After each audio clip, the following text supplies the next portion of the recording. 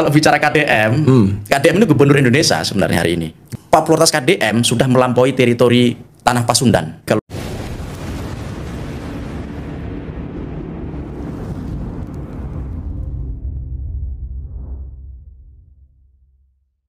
lawan-lawan politik KDM atau musuh pribadi KDM ada nggak? Ada, bukan gubernur yang memusuhi, tapi mereka yang tidak suka lalu memusuhi gubernur itu ada.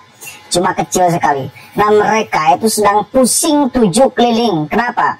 Karena setiap hari popularitasnya itu semakin melejit. Setiap hari lembaga survei mengumumkan bagaimana Gubernur Jawa Barat itu menjadi gubernur Indonesia. Bagaimana kecintaan masyarakat bukan hanya di Jawa Barat, setiap harinya terus meningkat. Maka kata pengamat ini, hati-hati dengan KDM. Berbahaya jika pakai kacamata politik, saudara. Coba kita dengarkan dulu sama-sama. Pantesan setiap harinya banyak sekali yang nyerang KDM. Kenapa? Karena ya berbahaya. Bagi siapa? Ya bagi mereka. Mereka siapa? Ya punya kepentingan politik. Begitu, saudara. Coba kita cek nih. Kalau bicara KDM, KDM itu gubernur Indonesia sebenarnya hari ini. Popularitas KDM sudah melampaui teritori tanah Pasundan. Kalau bicara popularitas, bahkan kita kemarin dapat info dari teman di lembaga survei yang tidak dipublikasi, itu sudah nomor 3 secara nasional. Ini baru 3 bulan, baru 3 bulan. Yang pertama Pak Prabowo. Yang kedua Anies Baswedan. Yang ketiga baru KDM. Bahkan bukan wapres hari ini ya? Bukan wapres hari ini. Itu satu survei. Nanti kita cek data-data survei yang lain. Jadi ini luar biasa menurut saya. Yang hari ini sudah ancang-ancang ke 2029, itu harus hati-hati dengan popularitas KDM. Artinya kan gini, KDM ini kan melampaui ada AHY, Gibran, Caimin, Mahfud, ada Ganjar, itu melampaui itu semua dengan kerja-kerja 3 bulan. Ini memang kemunculannya agak mirip. Ini kan button up dari bawah. Dari bawah ini. Dengan pola yang sama-sama unik gitu. Tapi bagi saya sebagai analis politik itu saya membaca antara Jokowi dan KDM itu berbeda. Perbedaan pertama itu misalnya ya, kalau Jokowi itu lebih irit bicara. Dalam ilmu komunikasi itu dia pakai pendekatan political PR. Jokowi irit bicara tapi orang lain yang membicarakan Jokowi. Tapi kalau KDM ini political advertorial. Dia berbicara sendiri. Dia langsung berbicara dengan masyarakat, berbicara juga banyak dan tegas, spontanitas. KDM ini memang sangat algoritmik bahasa saya. Sangat mengikuti algoritma media sosial. Dia sukses di dalam bagaimana berselancar di media sosial, sehingga ketika Gubernur Kaltim menyebut gubernur konten itu relevan. Dia memang gubernur konten dan faktanya kan bisa menghemat dari Pemprov Jabar yang 50 miliar jadi 3 miliar kan. Itu kan salah satu yang positif dari KDM gitu. Misalkan teori materi politik paling genuine itu kan soal diferensiasi. Nah, soal diferensiasi jelas KDM itu punya diferensiasi yang sangat kuat, sangat menonjol dari gesturnya ya, dari pakaiannya. Dia pakai ikat atas kepala khas Sunda ya kan, putih, kemudian pakaian putih, celana putih. Targeting ya. Dia mampu berbicara dengan bahasa audiens. Dia kan berdialog langsung dengan warga. Berdialog dengan mama bisa, anak kecil pun bisa. Dan ketika di panggung-panggung pemerintahan, dia juga bisa bicara berpidato panjang. Jadi dia mampu menyesuaikan audiennya, positioning. Dia mampu memposisikan diri. Ketika misalnya dia berbicara dengan audien, ada beberapa hal yang sebenarnya pendapat-pendapat dia itu bertentangan dengan audien, dengan publik. Makanya ketika ada yang mengatakan KDM itu pemimpin populis, menurut saya tidak sepenuhnya populis. Dalam beberapa hal mengikuti nalurnya sendiri. Jadi beberapa hal itu dia sebenarnya bukan kategori pemimpin populis. Kalau saya membacanya dia pemimpin algoritmik gitu. Ini kan KDM dengan populisnya, dengan survei yang oke banget kan, bukan hanya menjadi ancaman untuk lawan partai lain ya. Tentunya buat Pak Presiden, Pak Prabowo sendiri. Ya kita tahu hari ini KDM bukan lagi Golkar, Mas. Golkar mungkin sangat menyesal kehilangan sosok KDM ya kan. KDM ini kan Gerindra, Mas. Dan nampaknya nggak mungkin ketika Gerindra akan nyalon presiden dan wakil presiden gitu. Tapi kalau dalam politik ya, karena politik itu seni kemungkinan, tidak ada yang mungkin. Tidak ada yang tidak mungkin di dalam politik. Bisa jadi Gerindra dan Gerindra. Politik kan seni kemungkinan. Dulu Prabowo sama Sandi sama-sama Gerindra. Oh iya. Jelas saudara, jelas apa tidak? Jelas apa tidak? Hati-hati dengan KDM. Perkara 2029. Kenapa? Karena popularitasnya bahkan dikatakannya juga gubernur Indonesia. Burhanuddin Mutadi lah. Dia melakukan survei. Nanya Gubernur Jawa Tengah nanya ke orang Jawa Barat, Gubernur Jawa Barat nanya ke orang Jawa Timur, Gubernur Jawa Timur tanya ke orang Jawa Barat. Jadi 90% lebih kebijakan Gubernur Jawa Barat itu diketahui warga Jawa Barat, dan 80% lebih diketahui oleh orang di luar Jawa Barat. Semakin meroket, tiap hari terus meroket. Ngeri Pak, untuk urusan politik KDM ini mengerikan.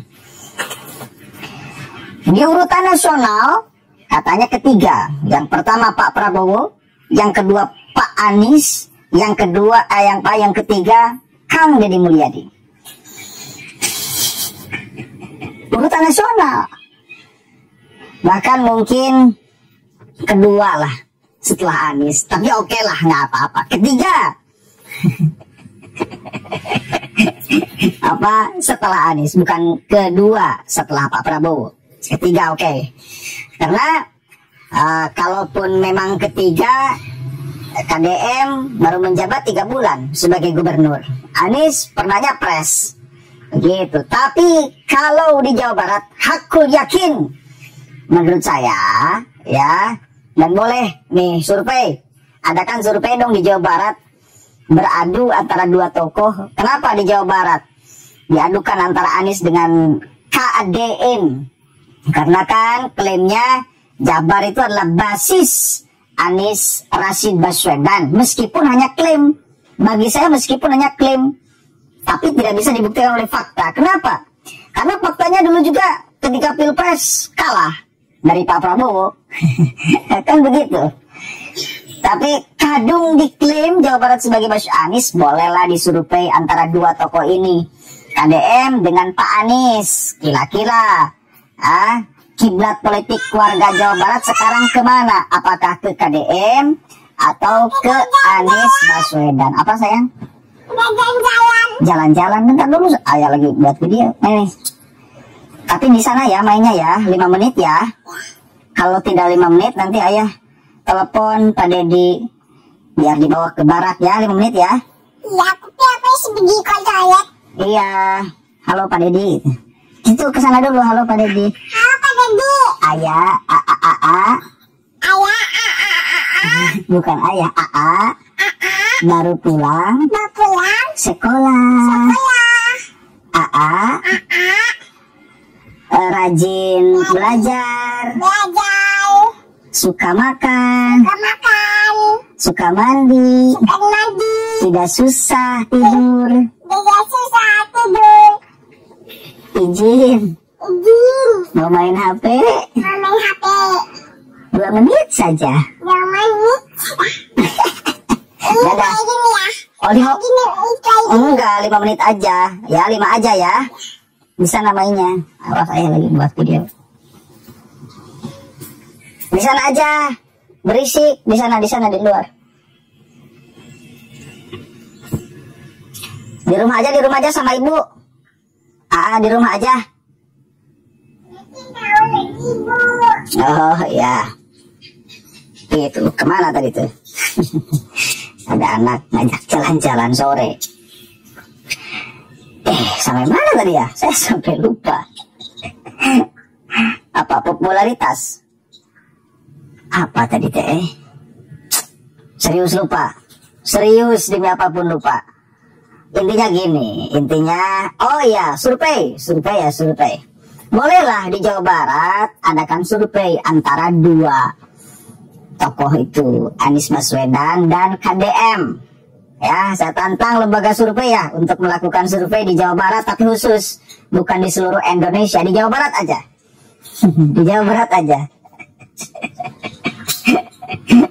Karena saya lihat riak-riak sekarang itu yang sering nyerang KDM juga adalah buzzer Anies atau yang suka kepada Anies.